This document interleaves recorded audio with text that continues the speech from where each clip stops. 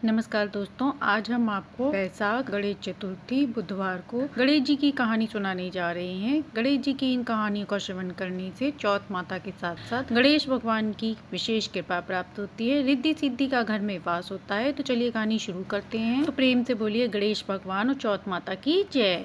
चौथ माता की कृपा से जीवन के सारे कष्ट दूर होते हैं। जो भी व्यक्ति श्रद्धा और भक्ति भाव से उनकी कथा सुनता है, उसे मनचाहा फल अवश्य प्राप्त होता है। चौथ माता के आशीर्वाद से घर में सुख शांति और समृद्धि बनी रहती है। तो आइए भक्ति भाव से फागुन मास के कृष्ण पक्ष की संकष्टी चतुर्थी के शुभ अवसर पर चौथ माता की पावन कथा का श्रवण करते हैं। हे चौथ माता, कथा को कहने सुनने और हुकारा भरने वाले के जीवन की सारी परेशानियों को दूर करके उनकी सारी मनोकामनाएं पूर्ण करना। तो प्रेम से बोलिए चौथ माता गणेश जी की जय। प्राचीन समय की बात है, किसी नगर में एक सास बहू रहती थी। वह लोग अकेले ही रहती थी। उनका बेटा बाहर काम करता था। एक दिन सास ने अपनी बहू से कहा कि मैं किसी काम से बाहर जा रही हूँ, बहू चूल्हे की आग बुझने मत देना। सास बाहर चली गई।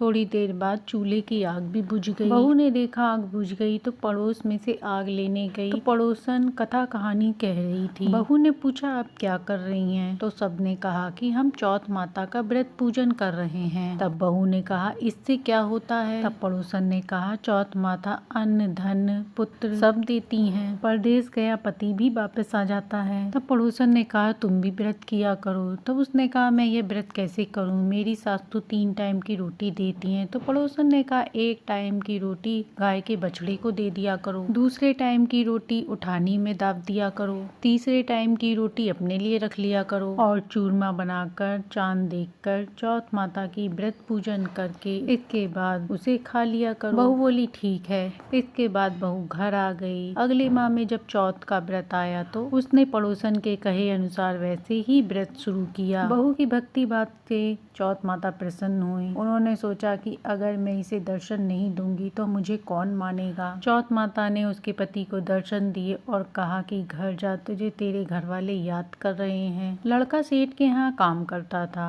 उसने माँ से कहा कि लेन देन करने वाले आएंगे, मैं ऐसे कैसे जा सकता हूँ। तब चौथ माता ने कहा, कल घी का दीपक जला के बैठना, लेने वाले लेके जाएंगे और देने वाले देकर चले जाएंगे। उसके पति ने वैसा ही किया और ठीक से हिसाब किया। हिसाब करने के बाद वह घर आने लगा तो रास्ते में एक सांप मिला। सांप ने कहा, मैं तुम्हें खाऊंगा। तो लड़के ने कहा कि मैं अपने घर वालों से मिल लूं, उसके बाद तुम मुझे खा लेना। जब वह घर आया तो बहुत खुश नहीं था, क्योंकि उसे पता था कि उसे सांप काट लेगा। पत्नी ने दरवाजा खोला और वह चुपचाप अंदर आ गया। उस दिन चौथ का दिन था और उसकी पत्नी ने व्रत रखा था और वह चौथ माता की पूजा की तैयारी कर रही थी। वहीं पर जौ तिल चौथ माता का दीपक रखा था। सांप घर में आ गया और उस लड़के के कमरे में चला गया। चौथ माता ने सोचा कि यह सांप इसे खा जाएगा, अब मुझे कुछ करना चाहिए। तब दीपक ढाल बन के आंखों का तलवार बन गया। तलवार ने सांप को काटकर थाल से ढक दिया। लड़के ने यह सब देखा और अपनी पत्नी से कहा। उसकी पत्नी आई और बोली, आप तो मुझसे बोले ही नहीं। तो पति ने कहा, मैं क्या बोलता, मेरा काल मेरे साथ आया था और ये देखो वह मर गया। इसके बाद दोनों ने खूब बातें करी और सो गए। सुबह उठने पर लड़के ने अपनी माँ से कहा, माँ, मेरे जाने के बाद आप धर्म कर्म का काम करती थी क्या? माँ बोली, नहीं बेटा, जब तू था तो मैं मंदिर चली जाती थी, पर तेरे जाने के बाद तो कुछ भी नहीं कर पाती थी। माँ ने कहा, बहू से पूछो।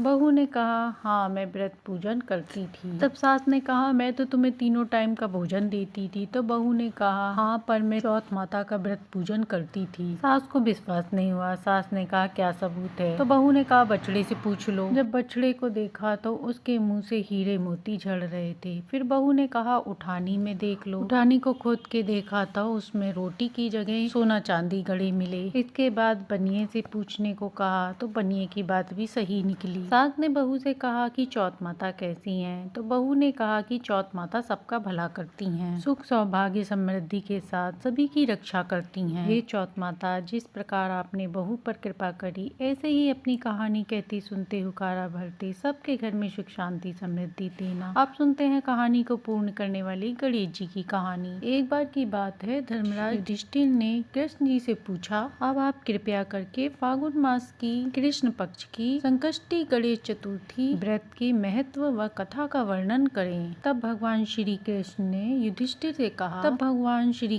युधिष्ठिर को जो वृत्तांत सुनाया, जो देवी पार्वती जी के पूछने पर गजानन महाराज ने उन्हें बताया था। भगवान श्री कृष्ण धर्मराज युधिष्ठिर जी से कहते हैं, हे युधिष्ठिर, अब मैं इस पवित्र कथा का वर्णन करता हूँ, इसे ध्यान पूर्वक श्रवण करो। एक बार देवी पार्वती जी ने विघ्नहर्ता गणेश जी से पूछा, हे गजानन, फागुन कृष्ण पक्ष की गणेश चतुर्थी को व्रत पूजा कैसे करनी चाहिए? इस महीने में किस नाम से पूजन होता है और आहार में क्या ग्रहण करना चाहिए? तब गणेश जी ने कहा, हे माता, फागुन कृष्ण पक्ष की चतुर्थी को हेरंब चतुर्थी के नाम से गणेश जी की पूजा करनी चाहिए। पूजा का विधान पहले बताई गई विधि के अनुसार ही करना चाहिए। इस दिन खीर में कनेर के फूल मिलाकर गुलाबास की लकड़ी से हवन करना चाहिए। विद्वानों का मानना है आहार में घी और चीनी लेना चाहिए। इससे पूर्व एक इतिहास सुनाता हूँ, जिसे ध्यान पूर्वक श्रवण करें। प्राचीन काल में एक धर्मात्मा राजा थे। वह उदार, दाता, देवताओं और ब्राह्मणों के पूजक थे। उनके राज्य में विष्णु शर्मा नाम के एक ब्राह्मण भी रहते थे। उनके 7 पुत्र थे। वे धन धान्य से समृद्ध थे, परंतु पारिवारिक कलह के कारण अलग होकर रहते थे। विष्णु शर्मा बारी बारी से एक एक के घर जाकर रहा करते थे। बहुत दिनों के बाद वह बूढ़े हो गए थे। वृद्ध होने के कारण उनकी सारी बहुएं अब उनका अनादर करने लगी थीं। वह सब पहले की तरह ना ही उन्हें सम्मान देती थी, ना ही उनका आदर सम्मान करती थी। अब विष्णु शर्मा तिरस्कार से अपमानित होकर रोते रहते थे। विष्णु शर्मा गणेश जी के भक्त थे और गणेश जी की पूजा आराधना किया करते थे। एक दिन गणेश चतुर्थी का दिन था और वह अपनी बड़ी बहू के घर गए। ब्राह्मण ने कहा, हे बहू रानी, आज गणेश जी का व्रत पूजन है, तुम पूजन की सामग्री जुटा दो। गणेश जी प्रसन्न होंगे तो धन दौलत सब मिलेगा। अपनी ससुर की बात सुनकर बहू गुस्से में बोली, पिताजी, मुझे घर के कामों से ही फुर्सत नहीं है, फिर इन झमेलों में पड़ने का मेरे पास कहाँ अवकाश है। ससुर जी, आप तो कोई न कोई नाटक रचते ही रहते हैं। मैं गणेश जी का व्रत भी नहीं जानती हूँ और ना ही गणेश जी को जानती हूँ। आप यहाँ से जाइए।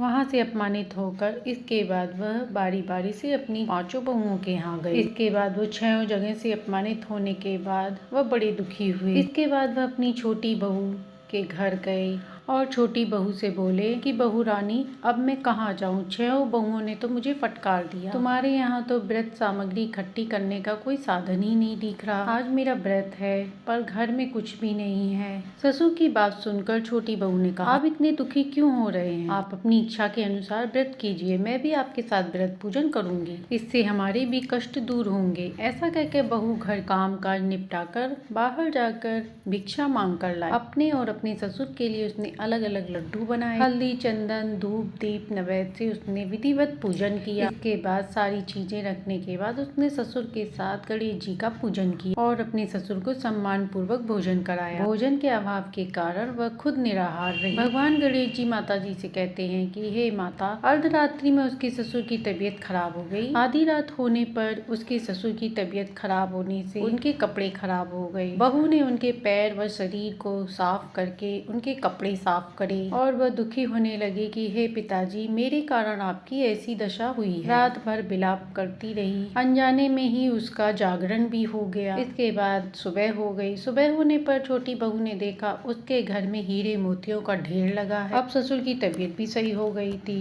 आश्चर्य में पड़कर उसने अपने ससुर से पूछा कि पिताजी, आश्चर्य की बात है कि ये सब कैसे हुआ? बहू की बात सुनकर ससुर ने कहा, बेटा, ये सब तुम्हारे कर्म और पूजा पाठ का फल है। तुम्हारी भक्ति से प्रसन्न होकर गणेश जी ने ही तुम्हें ये सब कुछ दिया है और इस व्रत के प्रभाव से ही गणेश जी ने तुम्हें इतनी सारी संपत्ति दी है। बहू ने कहा, नहीं पिताजी, ये सब आपकी वजह से हुआ है। आपकी कृपा से ही गणेश जी प्रसन्न हुए हैं। मेरी दरिद्रता दूर हुई, घर में अतुल संपत्ति आई और आपकी कृपा से मैं भी धन्य हो गई। जब अन्य बहुओं को पता चला तो उन्हें बड़ा गुस्सा आया। वह कहने लगी कि इस बूढ़े ने अपनी सारी संपत्ति अपनी छोटी बहू को दे दी। आपसी कलह देखकर विष्णु शर्मा जी ने कहा कि इसमें मेरा कोई दोष नहीं, इसे तो गणेश जी ने ही दिया है।